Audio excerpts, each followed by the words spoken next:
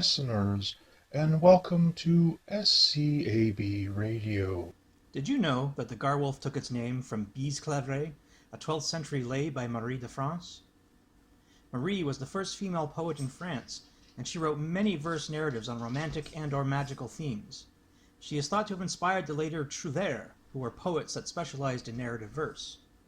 We do not have a lot of information on Marie or her life, though it is thought that her lays were written in England and were dedicated to a noble king, which was likely either Henry II of England or his son the young king.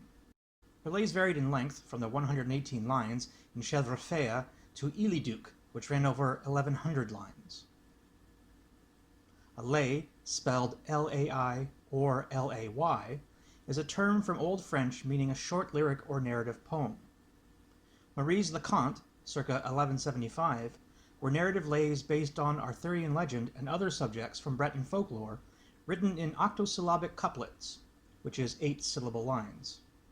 They provided the basis for the so-called Breton lays in English in the 14th century, which include Chaucer's Franklin's Tale and the anonymous Sir Orfeo.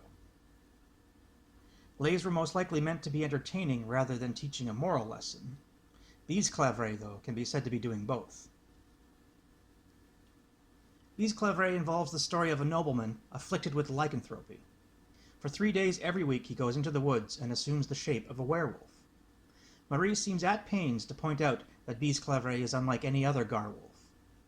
Garwolf, or Garwol, is the Norman term for the werewolf, whereas Bisclavret, she says, is the Breton name. This is thought to be the first European text dealing with lycanthropy. Bisclavret's wife, through continuous wheedling, gets him to confess to his secret. He tells her that if his clothes should be taken while he is in wolf form, he will be stuck as a canine. His wife calls to her a knight who has been attempting to woo her and convinces him to steal Bisclavret's clothes, dooming her husband to life as an animal. Her husband is eventually given up for dead, and she weds the knight.